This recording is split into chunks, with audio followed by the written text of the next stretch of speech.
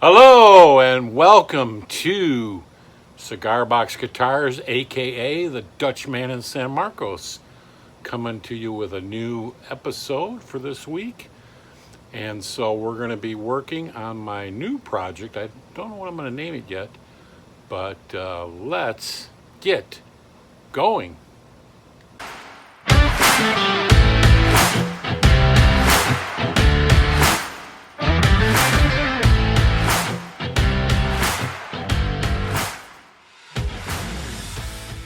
All right, here we go with the new project. It's had some changes, had already kind of not really a mess up, but a miscalculation. I'll show you that real quick here while we're online. I decided to use a different box only because of the thickness of it. And I'm going to use the brick house. See, it's a lot thicker. This is going to be a box for myself to have around the house and practice to get my skills better. So we're going to use the brick house. Remember, I had this one here. Remember, I had this one here planned out, which I think this one will work better with a pickup because it won't be as acoustic, which is still a nice box. Don't get me wrong. And so yeah, we're gonna start on this one. This will be the new project, the brick house. I really like the brick house box. When I first saw one online with somebody making them, I go, man, I like that. I like that red wood, this red wood. And so yeah, I did, just a little note, I did watch a guy. It was I don't know if you watched him. It's called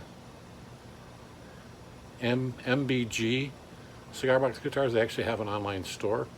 And he was talking about with his cigar boxes, he actually, before he builds with them, he actually seals them with like clear lacquer, just to build it up so stuff don't wear out. Because this is like a paper tape on the wood. And if you seal them with, I think I'm going to try that with this one so it lasts longer. And so I might be spraying this one just like this before I start cutting it all up and working with it. So I think I might try that method, but it sounded like a good idea. And that's why I watch those shows to get good ideas. The other thing that happened was, as you remember from my last episode, I glued this up, and you can see I cut this one with a scarf and everything. The scarf is a little crooked, but it doesn't matter because this is just goes on the joint like this. So, up you can see that. It goes on like this. And you can put it wherever you need it. So, but this one, I got my template out. I got my template out, this template, which is the shape I'm going to cut it. And when I put it up there, see it's kind of, as you can see, it's crooked. It's not square like that. So it has to be square to the bottom. But if I line it up on the scarf, here, I don't have enough wood up here. So I've got to make this whole piece longer because I got to calculate for the scarf and enough to have on the end. So that left it, if I put it in place, you can see there's not going to be enough wood up here. So I got to redo this and recut it. So I already had this stuff pre-cut. So if I ever use it again, I got to remember it'll have to be a smaller design. So I went back to Home Depot. I found a nice fretboard for the thing. Right here, I got that at Home Depot. Walnut of course, which makes a nice fretboard. So I went back to Home Depot, got another piece of poplar, the thinner stuff. So I can make these 10 inches and glue them together. So I got to redo that. So we'll redo that. I'll show you kind of how I do that. I am gonna try to clamp it better. As you can see, on this one, I didn't get it clamped as nice as I wanted. So I don't know if I need to sand it first so it clamps better. But we'll be working on that. So what I'll do is I'll turn you around and get you that bench shot, so when I'm doing those things, it'll be a lot quicker. But that'll be the show, remaking this thing. And yeah, and the announcement of using a different box. So let me get that reset up and we'll come back.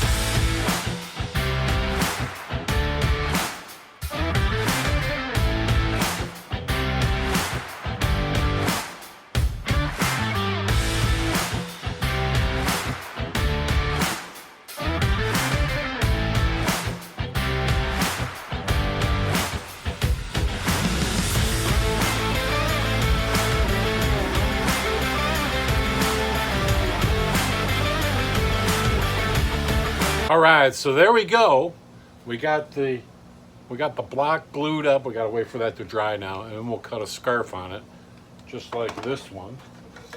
See, I'll cut a scarf on that one, which will be longer.